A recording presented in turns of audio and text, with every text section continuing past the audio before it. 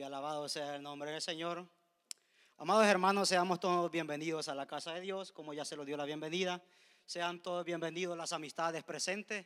Le damos la bienvenida a Douglas, que es primo de nuestro hermano Marlon, el que siempre está en la cámara, que se convirtió en la célula de nuestro hermano Víctor. Ahí estuvimos presentes y le damos la bienvenida y le decimos que es la mejor decisión que pudo tomar. Es entregar su vida a Cristo Jesús, ya que lo puede tener todo, pero sin Cristo no tenemos nada. Así seamos bienvenidos todos a la casa de Dios. Sabemos que, como se los dijo ayer, nuestro pastor no está, pero oremos por él. No sé si ustedes le extrañan, si les hace falta, no lo sé, pero déjenme decirles que si estuvieran aquí donde estoy yo, si les hiciera falta. Porque es bonito sentarlos ahí y esperar que él comience a predicar. Lo difícil es estar acá y hacer lo que él hace. Así que hoy se me encomendó este privilegio de predicar la palabra de Dios. Así que los invito a que se pongan sobre sus pies.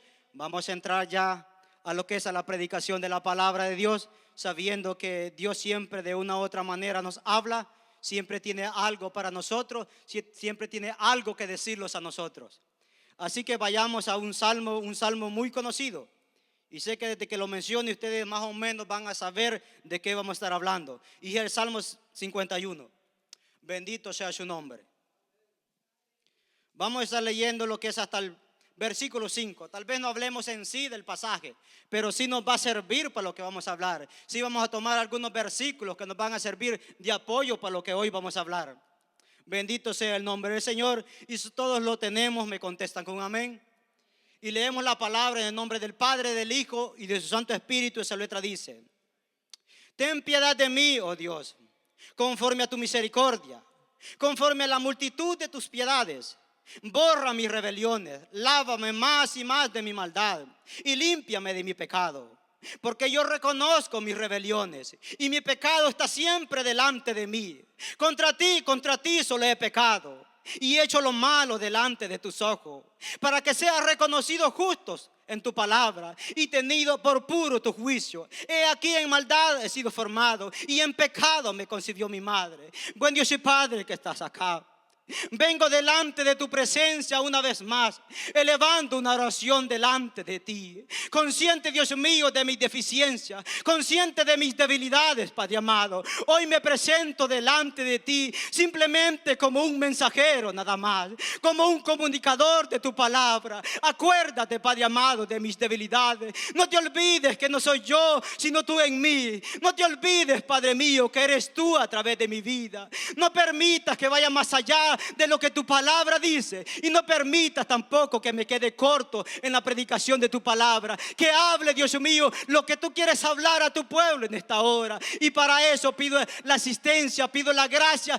y pido la dirección de tu Espíritu Santo. Habla la vida, habla la conciencia, afecta, Dios mío, el corazón, los pensamientos y la voluntad de tu pueblo con tu palabra, con tu poderosa palabra. Todo te lo pido en tu nombre. Gracias, Padre amado. Bendito sea el nombre del Señor. Podemos tomar nuestros asientos.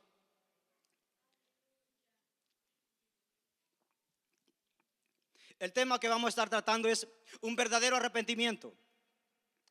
El significado en el original de arrepentimiento significa un cambio completo de mente, de voluntad y dirección, que implica dejar el pecado y volverse a Dios. Déjeme decirle una cosa: el arrepentimiento no es cuando nosotros queremos. Nosotros no nos arrepentimos cuando nosotros deseamos. Nosotros no nos arrepentimos. Nadie amanece un día y dice: hoy voy a dejar de pecar.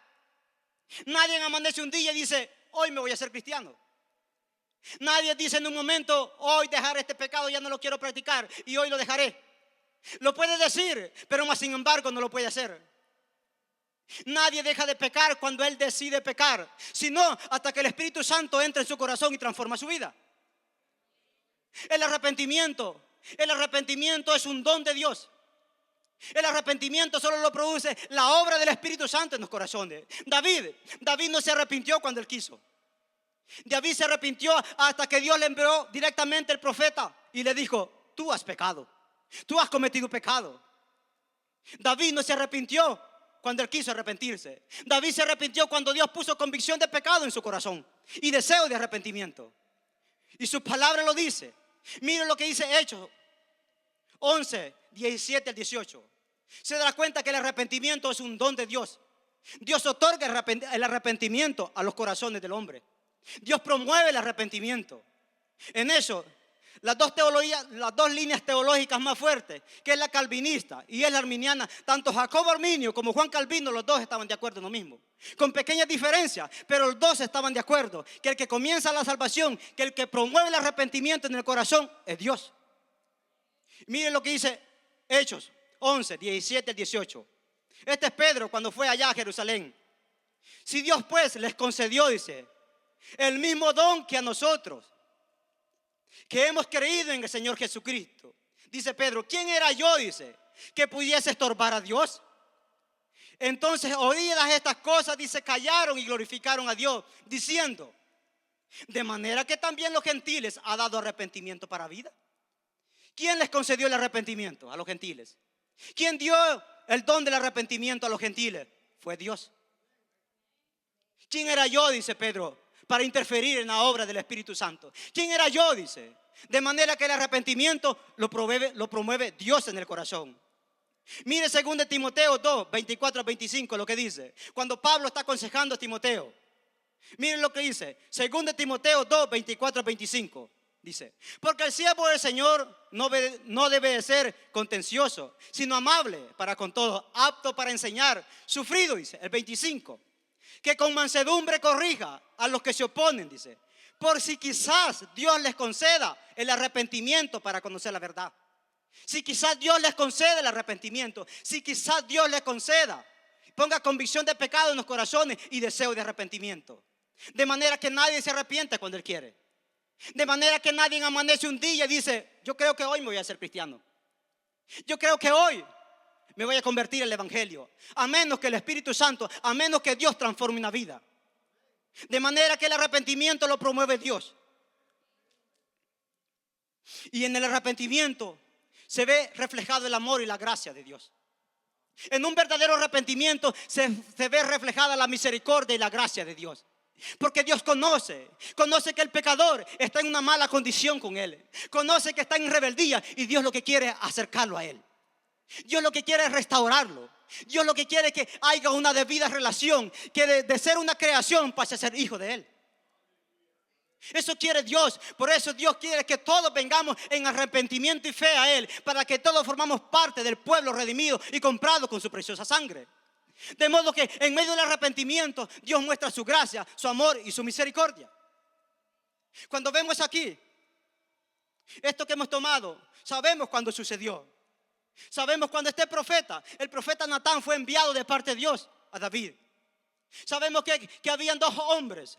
Había uno muy rico y había uno pobre. El rico tenía muchas vacas, muchas ovejas tenía aquel. Y el pobre solo tenía una pequeña corderita que la había comprado, la había criado con su familia, la había criado con sus hijos. Comía del mismo plato, le daba de beber del mismo vaso. Y era como su hija aquella corderita. Y vino un visitante, aquel hombre rico, y le iba a hacer un guiso. Pero aquel hombre rico no quiso tomar de sus muchas ovejas, no quiso tomar de sus muchas vacas, de sus muchas corderitas. Y fue y le quitó la única que tenía aquel hombre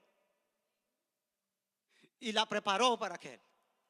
Y el profeta Natán le está diciendo, y en ese momento cuando David escucha esto, dice, wow, qué maldad ha hecho este hombre. Ese hombre que ha cometido eso es digno de muerte, le dijo, porque no hizo misericordia con aquel, le dijo. ¿Sabes qué? David le dijo, tú eres ese hombre. Tú eres ese hombre, le dijo. Hasta entonces David escribe este salmo. Cuando se da cuenta de su maldad, cuando se da cuenta de su pecado, cuando aquel profeta de parte de Dios le ha señalado su pecado y le dice, tú eres ese hombre, David. Tomaste la mujer de Urías, Betsabé, te llegaste a ella y no solo eso, sino que lo enviaste a matar. A filo de espada murió por tu culpa. Entonces David escribe este salmo y dice, ten piedad de mí, oh Dios, conforme a tus misericordias, conforme a la multitud de tus piedades. Borra mis rebeliones y lávame más y más de mi maldad y límpiame de mi pecado, decía David. ¿Hasta cuándo? Hasta cuando fue señalado su pecado. Él no se arrepintió cuando quiso arrepentirse. Se arrepintió cuando Dios envió a un profeta directamente a decirle, tú has pecado contra Dios.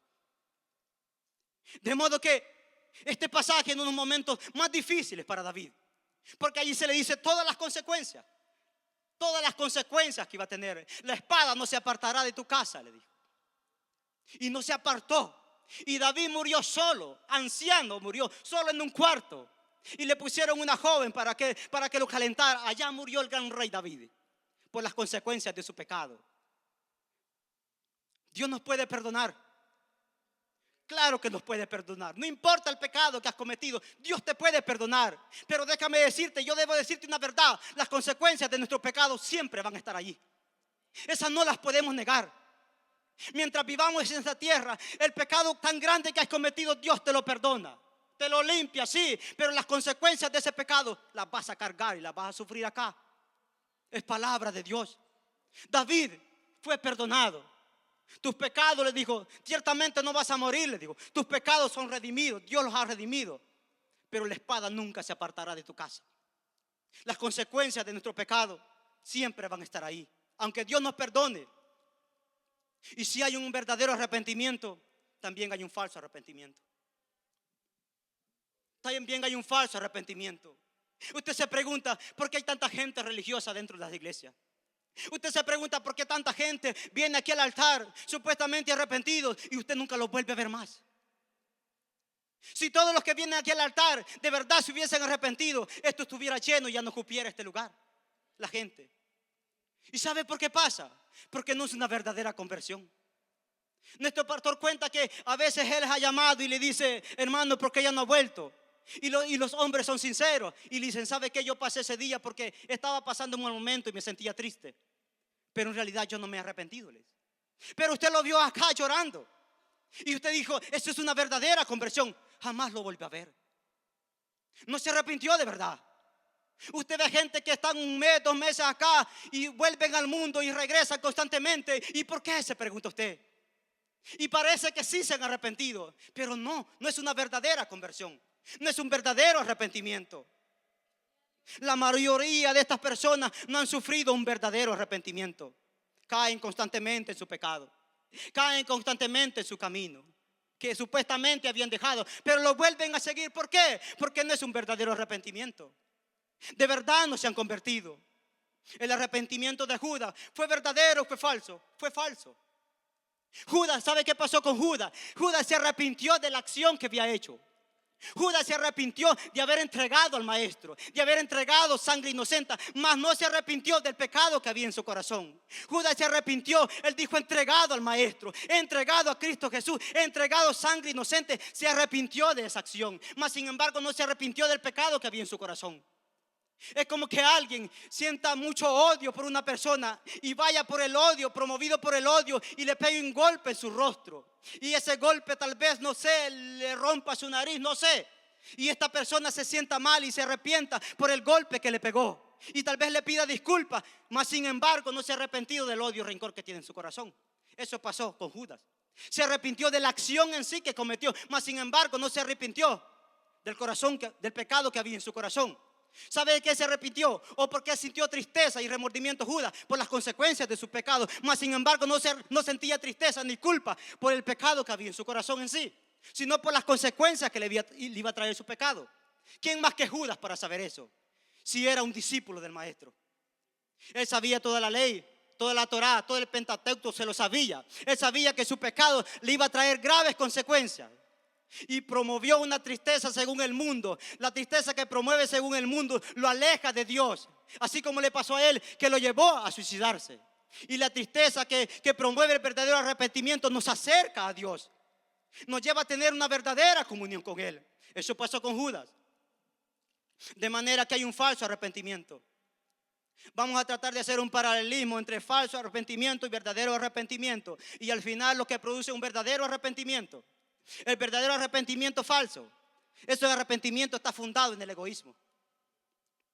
Es un arrepentimiento egocentrista. Es un arrepentimiento que se preocupa por su reputación. Es un arrepentimiento que se preocupa por el qué dirán de mí. ¿Qué van a decir de mí? ¿Qué va a decir mi familia de mí? ¿Qué va a pasar con mi nombre? ¿Qué va a pasar con el apellido de mis padres? Lo ensucié. ¿Qué va a pasar? ¿Qué dirán de mí? Ya no me van a creer. ¿Dónde quedará mi credibilidad? Es un arrepentimiento centrado en el yo. Es un arrepentimiento que las personas se preocupan por su imagen. Lloran, se sienten culpables, se sienten tristes por el que dirán. Se sienten tristes porque su nombre, su apellido ha sido manchado. Mas sin embargo no se sienten tristes por la santidad de Dios. Mas sin embargo no se sienten tristes porque han ofendido el carácter santo de Dios. Se sienten tristes estas personas. ¿Por qué? Porque piensan, ¿qué va a pasar conmigo? Ya no van a creer en mí. Ya no van a creer, ya no me van a ver como me veían antes. Les importa el que dirá de la gente. Están pensando, ¿qué va a pasar conmigo? Un arrepentimiento que gira en torno a ellos. Un arrepentimiento que gira en torno al yo nada más. Están pensando en ellos y no están pensando en el carácter santo de Dios. Un arrepentimiento falso no se preocupa porque su pecado ha ofendido a Dios. Se preocupa por las consecuencias que va a traer su pecado. Lo mismo que Judas. Judas no se preocupó en sí por su pecado. Se preocupó por las consecuencias que iba a traer su pecado. Así pasa con el falso arrepentimiento. ¿Qué será de mí? Perderé mi trabajo por esto que hice. ¿Qué pasará de mí? Perderé mi familia, perderé a mis hijos, perderé a mi esposa, a mi esposo. ¿Qué pasará conmigo? Perderé mi cargo, perderé mi privilegio. ¿Qué va a pasar conmigo? Un arrepentimiento centrado en las consecuencias, mas sin embargo no está centrado en sí, en el pecado que ha cometido, sino que está centrado en Él y no está centrado en el carácter santo de Dios que ha ofendido. Es un arrepentimiento que se preocupa por el que dirán.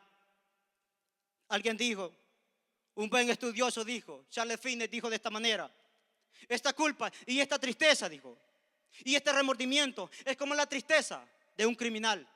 Un criminal no se preocupa por el crimen, no siente tristeza por el crimen, siente tristeza por las consecuencias del crimen. Cuando está ante el juez, le dice: tú vas a recibir 100 años de cárcel. Y siente triste y llora por los 100 años de cárcel, pero no se preocupa, no siente tristeza porque asesinó a alguien. No siente tristeza ni culpa porque violó a alguien. No siente tristeza ni culpa por el pecado que cometió. Siente tristeza y culpa por las consecuencias que su pecado le va a traer. ¿Se da cuenta? Está centrado en Él. Está centrado en el yo. Está centrado en mi imagen. Está centrado en el que dirán de mí. Está centrado este arrepentimiento en mi orgullo. Está centrado en las consecuencias de mi pecado. Este arrepentimiento no se basa en la santidad de Dios. Este arrepentimiento es un arrepentimiento que no va a durar mucho. Y más adelante lo vamos a ver. Es un arrepentimiento basado en mí. Y el verdadero arrepentimiento es un arrepentimiento teocéntrico. Es un arrepentimiento que está centrado en Dios. El arrepentimiento verdadero es un arrepentimiento que mira la cruz de frente. El arrepentimiento verdadero es un arrepentimiento que está concentrado en que mi pecado ha ofendido el Dios Santo.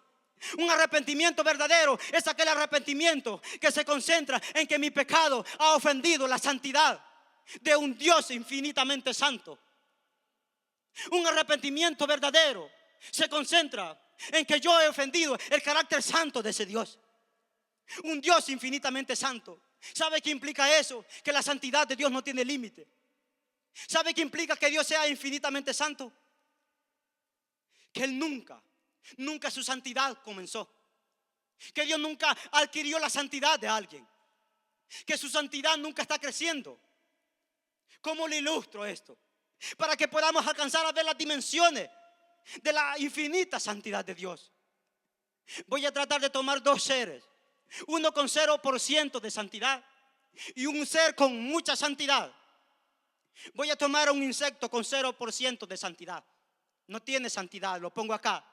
Voy a tomar un querubín con mucha santidad. Son seres que están allá delante de la gloria de Dios, protectores de la gloria de Dios. Tiene una diferencia inmensa de santidad contra aquel insecto. Hasta acá, grandeza de santidad, pero no infinita santidad. Pero no te olvides que Dios tiene una infinita santidad sin límites.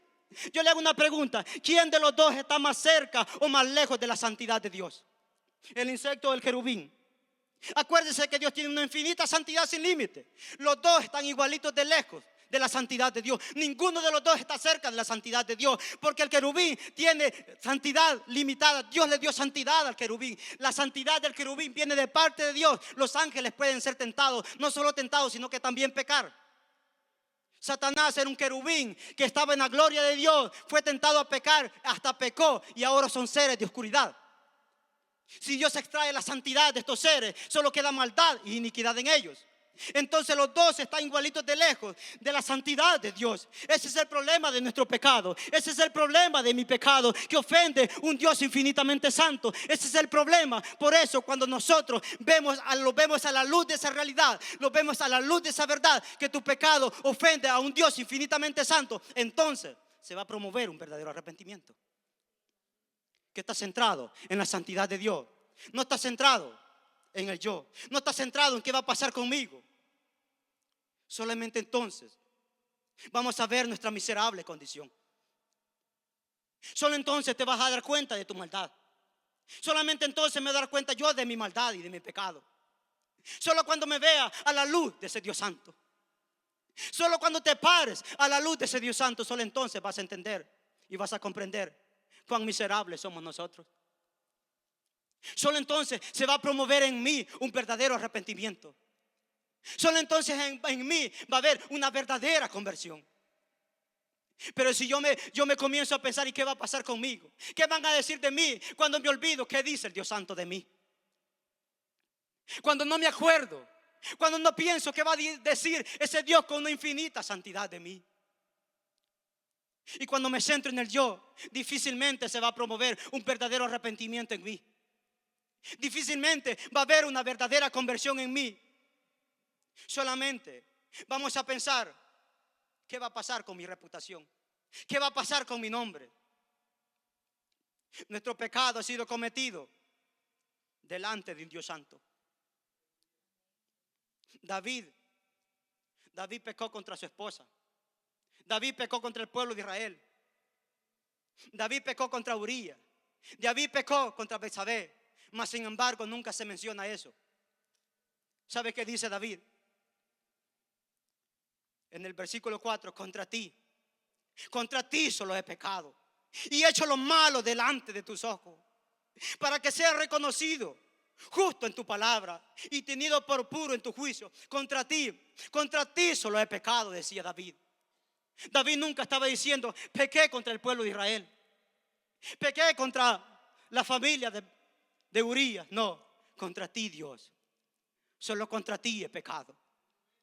El hijo pródigo, cuando andaba lejos y volvió en sí, dijo, iré a mi padre, le dijo, y le diré, he pecado contra el cielo y contra mi padre. He pecado contra el cielo, dijo el hijo pródigo. El hijo pródigo también había pecado contra su cuerpo, igual que David. Había pecado contra muchas cosas, pero más sin embargo dije, iré y le diré a mi padre, he pecado contra el cielo. Este hijo pródigo reconocía que su pecado era contra Dios. ¿Te das cuenta? Nuestro pecado en realidad es contra Dios. Tu pecado y mi pecado ofenden la santidad de Dios. Mi pecado es un pecado contra la santidad de Él. Y estos hombres reconocían eso. Contra ti solo he pecado, decía David. Y el hijo pródigo, he pecado contra el cielo, decía. Reconocían su condición. Reconocían que su pecado ofendía a un Dios santo. El pueblo de Israel, allá en Jueces, lo mismo. Ellos reconocían. Miren lo que decían. Entonces los hijos de Israel clamaron a Jehová diciendo, nosotros hemos pecado contra ti, porque hemos dejado a nuestro Dios y servido a los Baales constantemente. Ellos reconocían que su pecado era contra Dios. Tu pecado es contra Dios. Y si no somos conscientes de esa verdad y no somos conscientes de esa realidad, no va a haber un verdadero arrepentimiento. Si nos centramos en eso, no va a haber una verdadera conversión. Nuestro arrepentimiento debe ser centrado en Él. Tu arrepentimiento debe ser centrado en Dios, no en ti. ¿Qué importa lo que digan de ti? ¿Qué importa lo que piensen de ti? ¿Qué importa tu reputación? ¿Qué importa tu nombre? ¿Qué importa tu cargo? ¿Qué importa tu privilegio? ¿Qué importa eso? Lo más importante es que has ofendido a un Dios santo. Lo más importante es que la santidad de Él está delante de ti. Y cuando te ves a la luz de esa santidad, ahí vas a ver tu condición pecadora. Solo entonces, antes no va a acontecer. Antes de eso no va a pasar nada en tu corazón. Va a haber remordimiento, va a haber culpabilidad, va a haber tristeza, pero no va a haber un quebrantamiento. Pedro se quebrantó, tuvo tristeza, sintió culpable, pero tuvo un quebrantamiento, y el quebrantamiento le llevó a acercarse a Dios. ¿Pero por qué? Porque se vio a la luz de la santidad de Dios. Se vio a la luz de esa grandeza. Nuestro arrepentimiento no comienza con viendo nuestro propio pecado. Nuestro arrepentimiento comienza viendo al Cristo crucificado. Tu arrepentimiento va a comenzar cuando veas allá en la cruz del Calvario que el justo se hizo injusto por nosotros. Cuando te des cuenta que el que no conoció pecado se hizo pecado por nosotros. Cuando te des cuenta que aquel que era bendito se hizo maldición para que nosotros los malditos fuéramos benditos en Él y por Él. Entonces va a comenzar un verdadero arrepentimiento en nuestro corazón. Cuando podamos ver al Cristo crucificado allá, y tú te pares al pie de la cruz, y tú puedas ver la santidad de Él, puedas ver las excelencias de Cristo en la cruz. Cuando puedas ver a Cristo Jesús cargando tu maldición, cargando mi maldición, cargando tu pecado y mi pecado, entonces va a producir un verdadero arrepentimiento en tu corazón y en mi corazón. Allí va a comenzar un verdadero arrepentimiento, viendo al Cristo crucificado, viendo a aquel apaciguando la ira divina, justa de un Dios santo. Entonces se va a producir un verdadero arrepentimiento en nuestro corazón.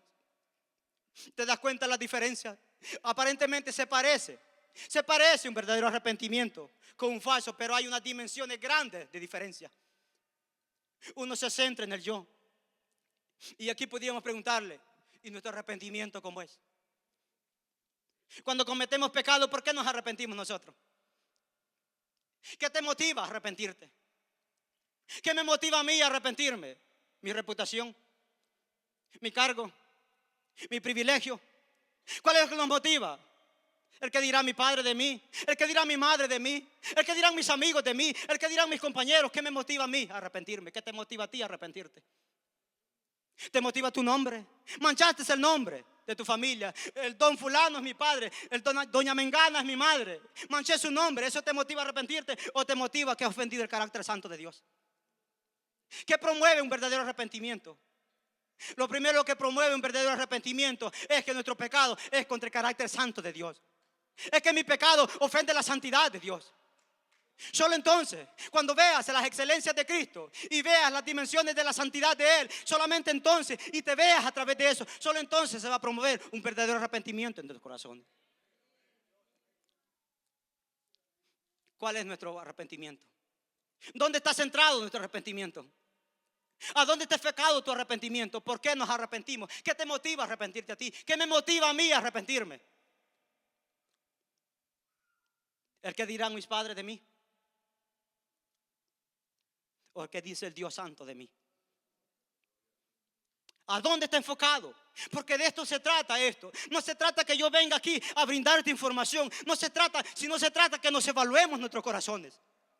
De eso se trata esto, que nos preguntemos, ¿de verdad yo me he arrepentido? ¿De verdad hay un verdadero arrepentimiento en mí? ¿De verdad yo ofendo con mi pecado a un Dios santo? ¿De verdad soy consciente de eso? ¿De verdad somos conscientes que pecamos contra la santidad de Dios?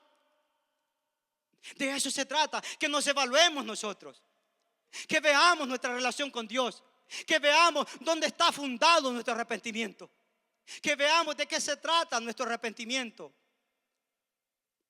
De eso se trata esto.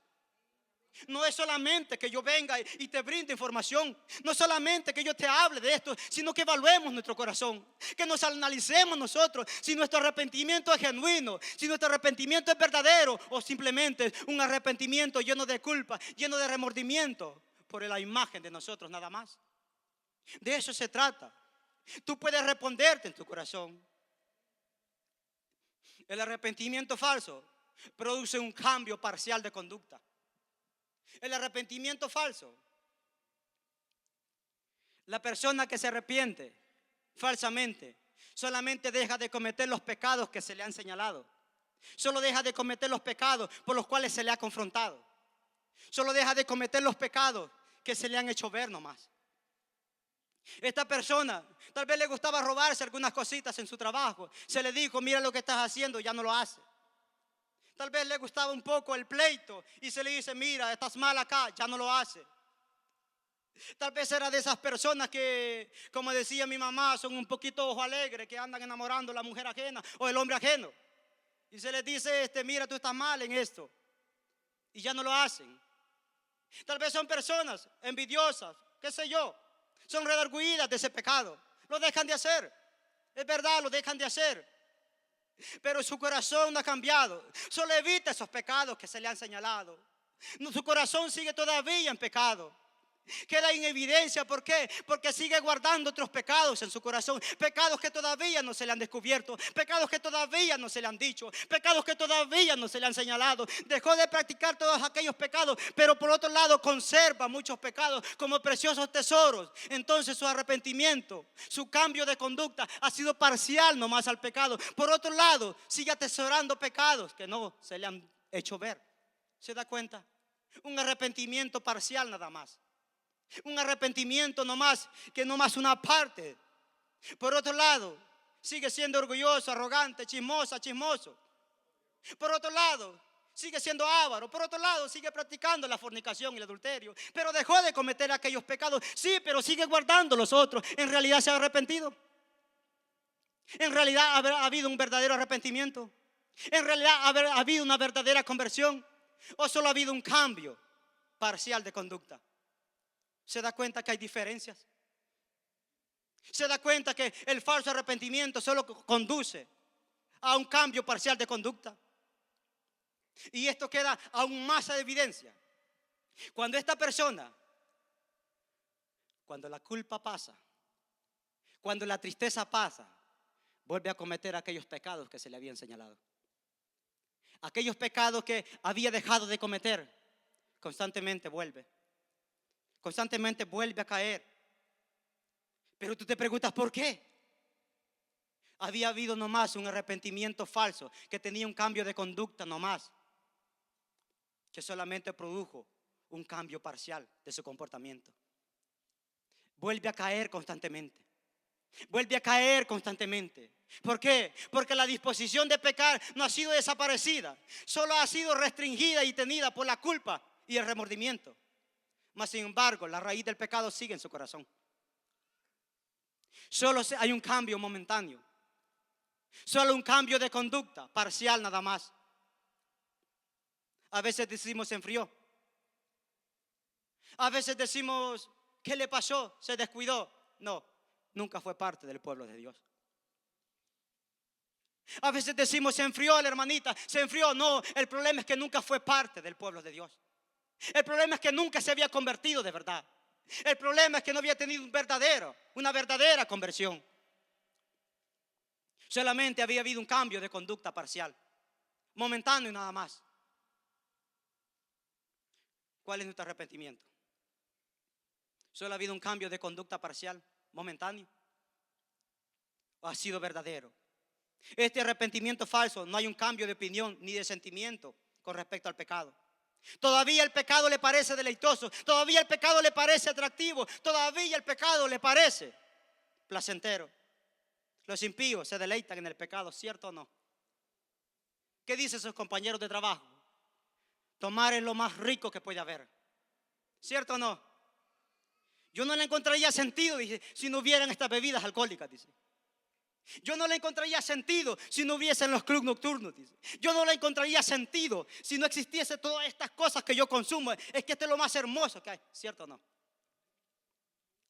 ¿Y cómo puede ser que yo, que me he nacido de nuevo, que he tenido una verdadera conversión, haya placentero y deleitoso todavía el pecado? Esta es la conducta del impío. O sea que mi conducta tiene que ser diferente con respecto al pecado. El cambio de opinión con respecto al pecado en mí debe de cambiar. Ya no lo tengo que ver de la misma manera. El pecado ya no me tiene que parecer como le parece a aquel. Tan rico, tan deleitoso y tan placentero. A mí ya no me tiene que parecer así. El cambio de opinión con respecto al pecado debe de cambiar para mí. El convertido tiene que pensar diferente. El verdadero arrepentimiento nos obliga a ver el pecado como Dios ve el pecado. El verdadero arrepentimiento nos obliga a tener la perspectiva del pecado que Dios tiene. ¿Y qué dice Dios con respecto al pecado? Dios aborrece el pecado. Dios aborrece el pecado. Mire lo que dice Salmo 5, 4 al 5. Aquí habla de los que practican el pecado, que practican ciertos pecados. Pero mire lo que siente Dios por ellos.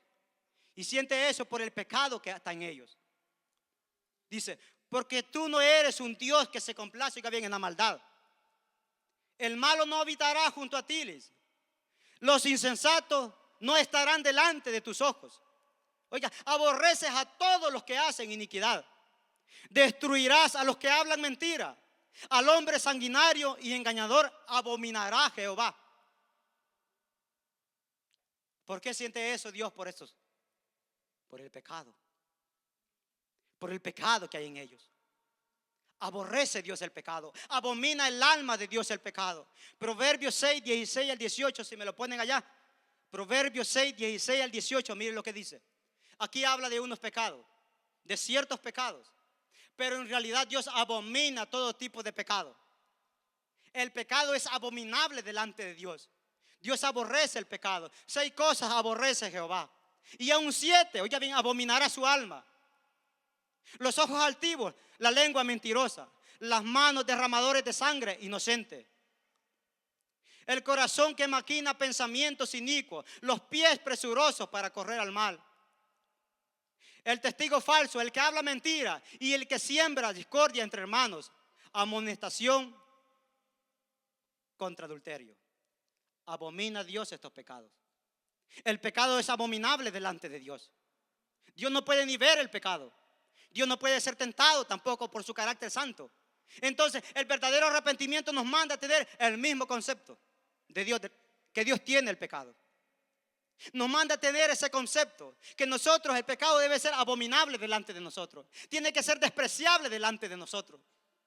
El pecado no tiene que ser deleitoso para nosotros, sino tener el mismo concepto que tiene Dios del pecado. El que se ha arrepentido de verdad, hay un cambio de opinión al pecado. Antes se deleitaba en el pecado, antes disfrutaba en el pecado. Usted ha conocido personas cristianas que se avergüenzan de hablar de su pasado, que no tienen valor de hablar de su pasado, que no creen que practicaban esas cosas, que se avergüenzan cuando ven años atrás y yo era ese, y yo era esa, dice. No le pueden creer, es más, no les gusta hablar de su pasado, porque se avergüenzan. Personas que han cambiado de opinión, han cambiado de pensamiento con respecto al pecado, que el pecado ya no lo miran como lo miraban antes. Antes se deleitaban, ahora aborrecen ese pecado. Ahora no creen lo que eran.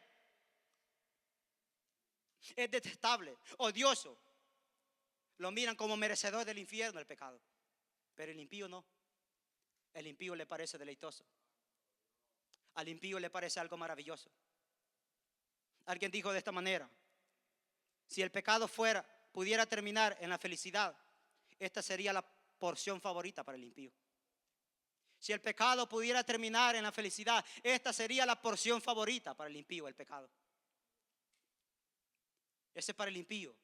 Pero una persona que se ha arrepentido de verdad, tiene que haber un cambio de conducta, un cambio de pensamiento, un cambio de opinión, un cambio de mente con respecto al pecado. Dios nos manda a pensar en todo lo justo, en todo lo honesto, en todo lo recto, en todo lo buen nombre. Si hay virtud en ello, en eso pensar. Que los pensamientos, malos pensamientos van a llegar, pero que no aniden en tu cabeza, decía el hermano Manuel un miércoles, predicando de ese versículo. La mente de nosotros tiene que ser un filtro. Todo va a llegar, pero no tiene que penetrar a tu corazón ni a tu voluntad. Los pensamientos van a estar ahí, van a llegar, sí, pero que no aniden en tu mente, que no aniden y no afecten tu pensamiento, tu voluntad, tus deseos y tus intenciones. Cuando eso suceda, va a germinar pecado en tu corazón. Por eso el pecado debe ser abominable delante de nosotros. Los falsos arrepentidos, cuando hablan de su pasado, hasta lo presumen. ¿Cierto o no? Es que yo hacía esto, es que yo hacía lo otro, y busca la más mínima oportunidad para hablar de su pasado. Cuando uno escucha esas cosas, uno dice: esta persona parece que todavía ama su pasado.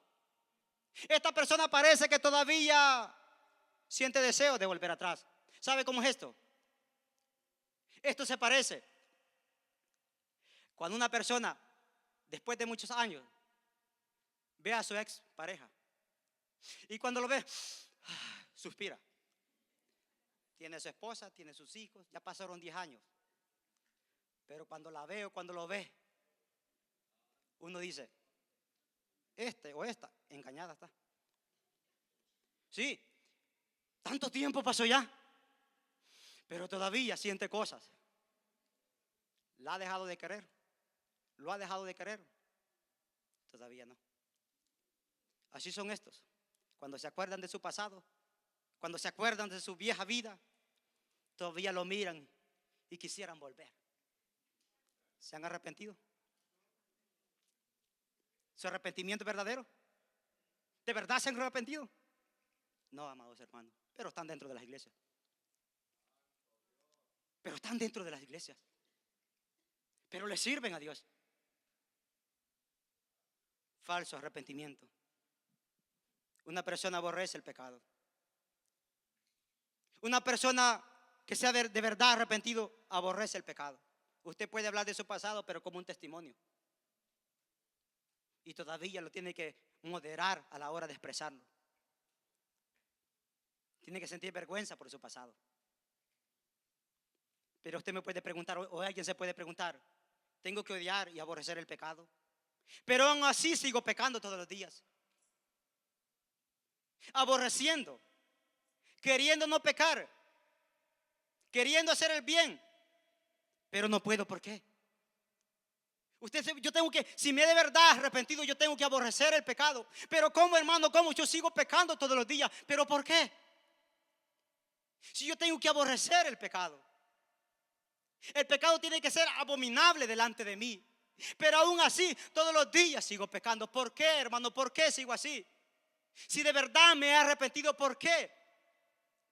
¿Por qué el pecado me asalta? Me sale al encuentro. ¿Por qué? Se puede preguntar usted. Capítulo 7 de Romanos. ¿Qué dice capítulo 7 de Romanos? Lo que hay aquí en este capítulo es algo, a mí me llama la atención,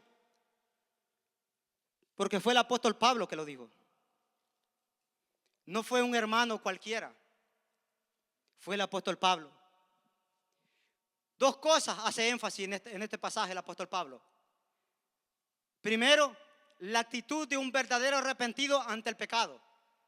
Número dos, el alcance y las dimensiones y el poder del pecado remanente.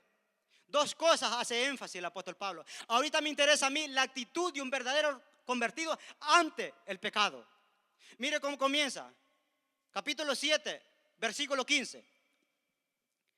En todos estos versículos el apóstol Pablo hace énfasis a eso. Primero comienza y dice, oiga bien, porque lo que hago no lo entiendo. Pues no hago, oiga bien, lo que quiero. No quiere hacer el mal. Él dice, no hago lo que quiero. Él no quiere pecar. Oiga bien, si no lo que aborrezco, eso hago. ¿Cuál es el concepto del apóstol Pablo ante el pecado?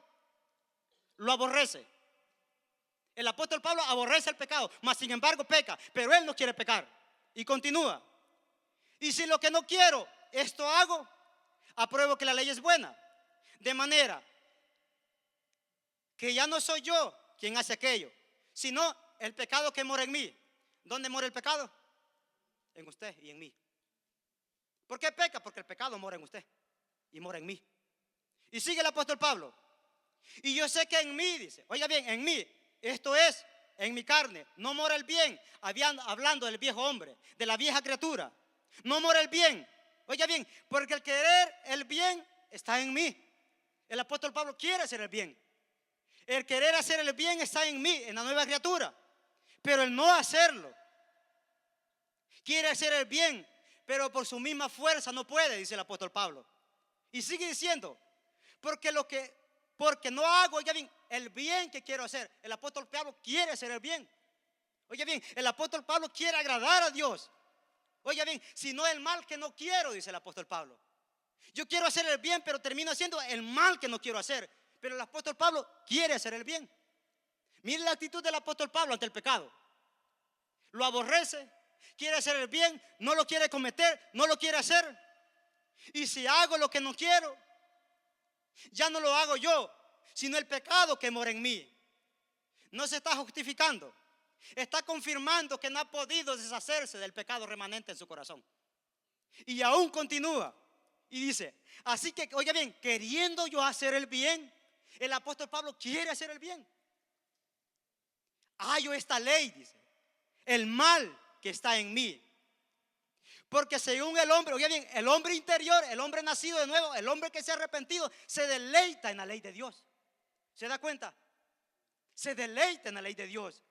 Pero veo otra ley donde en mis miembros que se revela contra esta ley de mi mente y me lleva cautivo a la ley, me lleva cautivo. ¿Cómo va un cautivo? Va en contra de su voluntad. El cautivo lo lleva allá porque el enemigo lo lleva. El apóstol Pablo dice, el pecado, esta ley me asalta y me lleva cautivo. Yo no quiero, pero más sin embargo lo hago. Pero yo no quiero cometer el pecado. Pero esta ley que mora en mí me lleva cautivo, dice, en contra de mi voluntad. En mi voluntad no está pecar, en mi voluntad está hacer el bien, pero no puedo, porque esta ley me sale al encuentro y me lleva cautivo.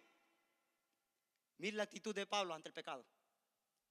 Él no lo quiere cometer, él no lo quiere hacer, él quiere hacer el bien siempre, pero más sin embargo lo termina haciendo por el pecado remanente que mora en él.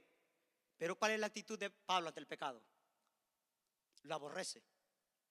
Él lo aborrece, no lo quiere cometer. El apóstol Pablo no quiere cometer el pecado.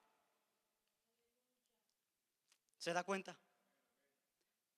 Pecamos porque ahí tenemos una ley. En pecado fuimos concebidos y formados. Y esta ley mora en usted. Maravilloso fuera que esta ley solo viniera de vez en cuando a usted. ¿Sabe qué pasaría? Hubiera un día que usted pudiera agradar a Dios perfectamente. Excelente y perfectamente, así como vamos a estar con cuerpo glorificado. Pero el problema es que esa ley, desde que se levanta usted, mora y se va a morir con esa ley. Todos los días se extiende sobre su cuerpo, sobre su alma. Es como ¿ha visto cuando hacen fogatas y quedan brasas ahí? Así es el pecado remanente en nuestros corazones. Es como un brasero que está dentro de su casa, que usted lo que tiene que mantener vigilando todos los días, y que si usted tira una hoja de papel antes que caiga, se va a encender en fuego. Así es el pecado remanente en nuestros corazones. Usted lo tiene que mantener vigilando todos los días, porque en un momento puede encender una llama y quemar su alma en el infierno. Así es el pecado remanente. Mora en nosotros, se extiende por todos nuestros miembros y nos lleva cautivos muchas veces. Pero más sin embargo nosotros, dice el apóstol Pablo, que él no quiere pecar, quiere hacer el bien. Por eso a veces cometemos pecado. Pero más sin embargo, él aborrece el pecado. Un verdadero arrepentido tiene que aborrecer el pecado, aborrecer la maldad, tratar y luchar todos los días por hacer el bien. El apóstol Pablo lo aborrece. Él quiere agradar a Dios. Siempre quiere agradar a Dios. ¿Cómo es nuestro arrepentimiento? ¿Es verdadero o es falso? Y la última parte que no vamos a ver, el verdadero arrepentimiento produce la cosa más maravillosa que puede haber. El verdadero arrepentimiento produce lo que nada ni nadie puede producir: perdón de pecados. Perdón de pecados. Aquellas personas que vienen a Cristo Jesús en un arrepentimiento verdadero y genuino, Dios puede perdonarlos. Y usted puede decir, no, usted no sabe los pecados que yo he cometido. No importa, Dios los puede perdonar. Usted puede decir, no, usted no conoce los pecados que he cometido. Dios se los puede perdonar. Y le voy a dar una cita, Isaías 1:18. Venid luego, dice Jehová, y estemos a cuenta. Si vuestros pecados fueren como la grana, como la nieve serán emblanquecidos. Si fueran rojos como el carmesí, vendrán a ser como la blanca lana. Isaías 43:25. Yo soy el que borra tus rebeliones por amor de mí mismo, y no me acordaré más de tus pecados. Salmo 51:17. Los sacrificios de Dios son el espíritu quebrantado y el corazón contrito y humillado no despreciarás tú, oh Dios. Aquel que viene en fe y arrepentimiento, Dios perdona sus pecados. No importa cuál pecado haya cometido. Usted me puede decir, hermano, usted no sabe el pecado que yo he cometido. Hermano, usted no sabe cuánto yo le he fallado a Dios. Hermano, usted no conoce las dimensiones de mi pecado. Es verdad, no los conozco, pero déjeme decirle que la sangre de Cristo Jesús puede cubrir sus pecados. La sangre de Cristo Jesús, si viene en arrepentimiento y fe, Cristo Jesús puede cubrir sus pecados y perdonarlos, y su nombre puede ser escrito en el libro de la vida. Eso produce un verdadero arrepentimiento. Ayer veíamos al ladrón en la cruz. A las puertas del infierno estaba aquel ladrón. Pero en el último momento él se arrepintió.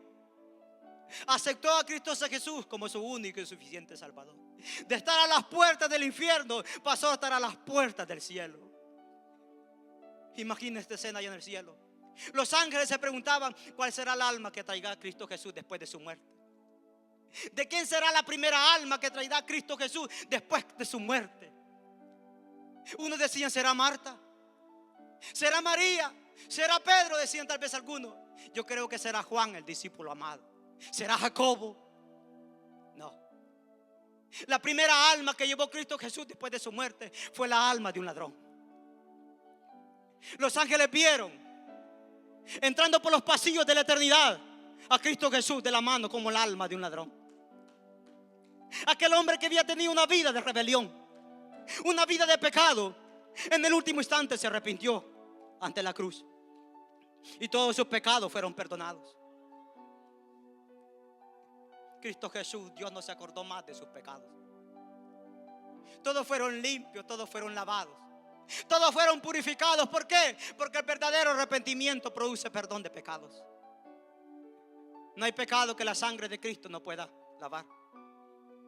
No hay pecado que no pueda ser perdonado si sucede un verdadero arrepentimiento en tu corazón. El hijo pródigo y dijo: iré a mi padre y le diré pecado contra el cielo, contra él. Allá venía el hijo pródigo y el padre salió a encontrarlo y lo abrazó. Y aquellas vestiduras sucias e inmundas fueron cambiadas por vestiduras celestiales, vestiduras de lino fino.